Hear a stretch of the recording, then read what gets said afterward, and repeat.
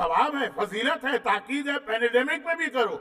लेकिन मजलिस का मतलब तुम ये समझ रहे हो कि 500 आदमी आ जाओ, 100 आदमी आ जाओ, 50 आदमी आ जाए तभी मजलिस होगी। और अगर खाली शौहर और बीवी और 2 बच्चे बैठकर कोई नोहा पढ़ लें और कोई बयान किताब से पढ़ ले तो मजलिस नहीं होगी। ये तसव्वुर ही कहां से आया कि मजमा हो तब मजलिस है। देखिए, अब यहां पे इबादतों की 2 किस्में। कुछ इबादतों में इस्लाम ने वाकई ये शौक दिलाया कि ज्यादा से ज्यादा लोग आए तो सवाब बढ़ता जाएगा, जिसकी अहम तरीन मिसाल नमाज जमात। 2 आदमी की जमात हो तो सवाब कम है, 4 हो तो सवाब ज्यादा है, डबल नहीं है, कई गुना ज्यादा। 9 हो तो इतना, और 10 से ज्यादा हो तो सारे फरिश्ते मिलकर सवाब नहीं लिख सकते वो नमाज जमात के लिए। और नमाज जमात का मतलब यह है कि इस्लाम चाहता है कि मोमिनीन एक दूसरे से रोजाना मिले और क्लोज हो। लेकिन मजलिस के लिए पाबंदी कभी नहीं आई। अगर एक अकेला मोमिन बैठकर अपने घर के अंदर किताब खोल के चंद मसाइब पढ़ता है और आंसू बहाता, और इसीलिए कल वाली जो हदीस थी जो बहुत मशहूर है, उसका तीसरा टुकड़ा, रोता है, रुलाता है या तबाका रोने वाली जैसी शक्ल बना के बैठ जाता, मजलिस हो गई। वो यकीन रखे कि उसके घर में शहजादी फातिमा आई हैं, सफ़े अज़ा का उसका सारा सवाब मिला है, सफ़े अज़ा की सारी बरकतें मिली। तो ये जो 2 चीजें लोगों ने खुद ही से कनेक्ट कर ली कि मजलिस का सवाब, मजलिस की बरकत, मजलिस की फजीलत, शहजादी कौनैन की आमद, और फिर मजमा होना चाहिए, वरना शायद बरकतें आधी रह जाएं, शायद फजीलतें कम रह जाएं, शायद सवाब कम रह जाए, शायद शहजादी नहीं आए कि इस घर में नहीं जाऊंगी यहाँ 5 आदमी है, उस घर में जाऊंगी वहां 500 आदमी। इसने नहीं समझा अहले बैत को, इसने नहीं समझा आजादारी को, इसने नहीं समझा फातिमा ज़हरा के करीमा होने को। तो वो जो है, जैसे कल का वाकये में यही तो था ना कि जिंदगी में कभी सैयद जाफर ने मजलिस नहीं पढ़ी, लेकिन बस दिल में ख्याल पैदा हुआ, चुनाचे गए, किताब लेकर आए, सिर्फ बीवी और बच्चों को बिठा के उस किताब से चंद पैराग्राफ पढ़ दिए। वही इतनी बड़ी फजीलत बन गई कि आका हुसैन ने आका अब्बास से कहा कि इसका नाम लिख लो इन लोगों की फेरिस्त में जो मेरा बयान जिक्र करते हैं। तो ये मजलिस, ये वाली मजलिस जो मैंने अभी आपके सामने बयान किया, ये मुतवक्किल के जमाने में होती थी। 2-2, 3-3 औरतें जाती थी, जंगल में जाके मसाइब पढ़ती थी, मजलिस हो गई। तो इनको मिलाइए नहीं। और यहीं पर इसी हवाले से अब बात आगे बढ़ रही। पहले तो ये याद रखिए कि अहले बैत करीम, वो मजमे को नहीं देखते हैं, वो ये नहीं देखते हैं कि खर्चा करने वाले ने कितना खर्चा किया है, कि मालूम हुआ कि सारे मिलियनर और बिलियनर जो हैं, पैसे वाले सेठ, जिन्होंने हराम तरीके से मसलन पैसे नहीं चले जायज तरीके से के, लेकिन वो अपने पैसे की बिना पर अहले बैत को बुला लेंगे, और एक गरीब आदमी अपनी गुर्बत की बिना पर शहजादी कौनैन की हाजिरी से महरूम रहेगा। अहले बैत को समझें, वो नीयत को देखते हैं, वो जज्बे को देखते हैं। चुनांचे एक छोटा सा वाकया जो मैं अक्सर पढ़ता रहता हूं, और अब तो बहुत सारी खवातीन ने भी ये वाकया पढ़ना शुरू कर दिया है। तो लोग कहते हैं मौलाना ये वाकया मर्दानी मजलिस में ठीक नहीं लगता, जनानी मजलिस में ठीक लगता है।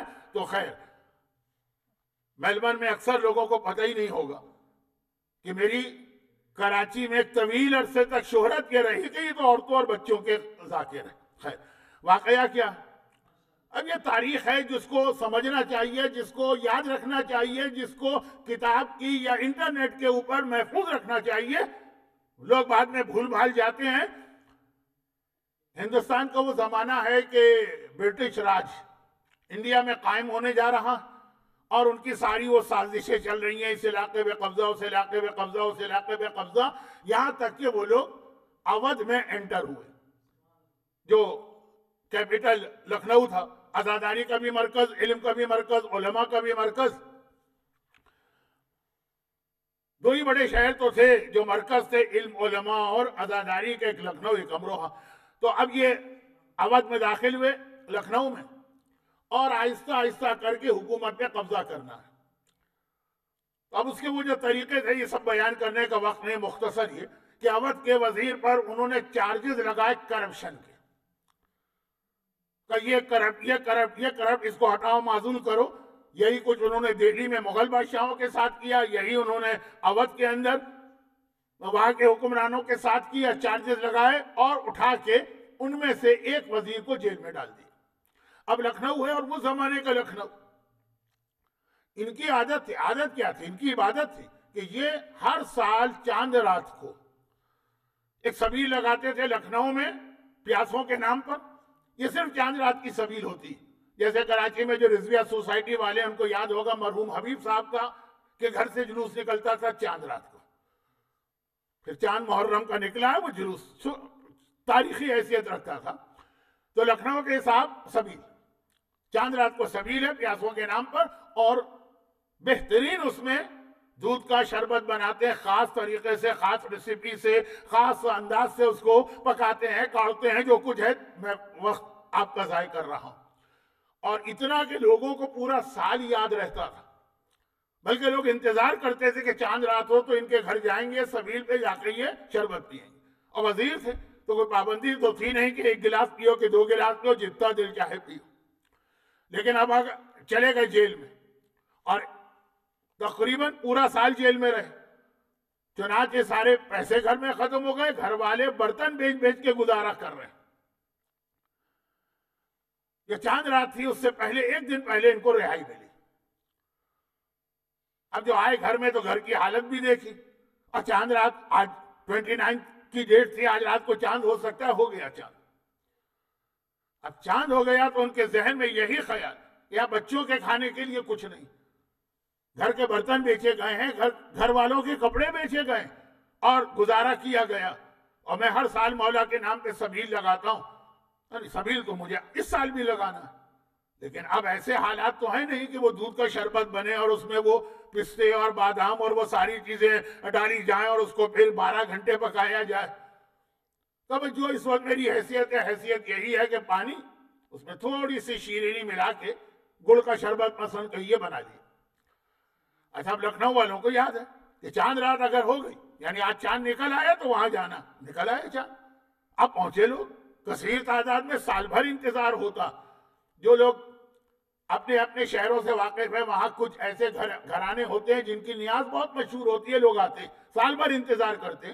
तो पहुंचे यहाँ पे, शरबत रखा, एक बार उठाया, घूंट लिया, तो आम पानी है और उसमें भी जरा गुड़ मिला हुआ।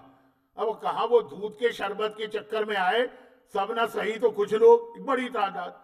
लेकिन लखनऊ के जो नफासत पसंद नाजुक मिजाज लोग हैं, एक एक घूंट लेके सबने इसी तरह वापस कूदे रख दिए और चले गए। ये हर थोड़ी देर के बाद आ रहे हैं। मैं बतौर मिसाल कह रहा हूं कि मसलन 5 टंकियां बनाई थी शरबत की, थोड़ी देर के बाद आके देखते पहली टंकी तो अभी खाली तो छोड़े, आधी तो छोड़े, 1/4 भी इस्तेमाल नहीं हुई है, उसी तरह से भरी हुई, कोई पी ही नहीं रहा शरबत। यहां तक कि आधी रात का वक्त आ गया। पुराने जमाने में जब इलेक्ट्रिसिटी नहीं थी, आधी रात का मतलब खत्म सारी एक्टिविटीज। घर में आके रोने लगे, लगता है कि मौला ने मेरी नियाज कबूल नहीं की। अब ये रो रहे हैं आधी रात को बैठे हुए कि दरवाजे पे नॉकिंग हुई। घबरा के इन्होंने पूछा इस वक्त कौन आ गए, हालात भी खराब है, अभी जेल से निकले। आवाज आई कि मुसाफिर यहां से गुजर रहे हैं, बहुत प्यासे हैं, क्या पानी मिल जाएगा। मरतबा तड़प के अपनी जगह से खड़े हुए, पानी है तो टंकियां भरी हुई हैं। जल्दी से दरवाजा खोला और इस वक्त इतनी खुशी थी कि कुछ गौर भी ना किया। देखा कि हाँ कोई 60-70 आदमी हैं और मुसाफिर ही लग रहे हैं वो, और वो प्यासे खड़े हैं। कहा ये सारा, अब वो इतने प्यासे थे कि जो पूरे शहर के लिए शरबत बनाया गया, ये 50-60 आदमियों ने सारा शरबत जो है वो पी लिया, शरबत खत्म हो गया। अब इनकी जान में जान आई, अब सुकून हुआ। मौला के नाम पे नियाज बनाई थी, वो सारी नियाज इस्तेमाल हो गई। अब जरा सुकून हुआ तो देखा ये हैं कौन लोग, कहां के मुसाफिर। पता चला कि लिबास से भी और अंदाज से भी और चेहरे से भी ये हिंदुस्तान के तो नहीं लग रहे। ठीक है, हिंदुस्तान में बहुत सारी मुख्तलिफ कौमें, लेकिन कुछ तो कॉमन फीचर्स है ना, ये रखते कहीं बाहर के। घबरा के पूछा तुम लोग कौन, कहां से आ रहे, इस शहर में कैसे आए। जिसने पहले वक्त से बात शुरू की थी उसी ने कहा कि भाई हम ऐसे मुसाफिर कि हमें हमारे आका ने भेजा था इस घर के लिए।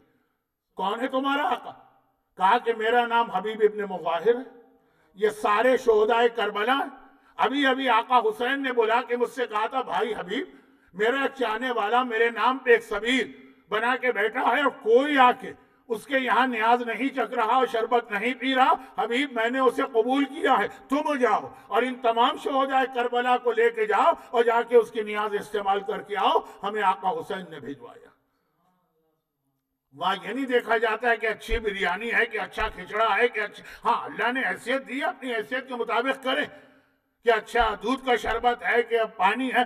सिर्फ देखा जाता है नीयत क्या है, खुलूस क्या है। 50,000 का मजमा कभी हो सकता है कि उनकी इबादत कबूल ना, और दो मोमिन घर में अकेले बैठे हुए एक दूसरे को खाली या हुसैन कहकर आंसू बहा रहे या रोने वाली जैसी शक्ल बना रहे, फातिमा ज़हरा की निगाह में ये मजलिस ज्यादा कबूल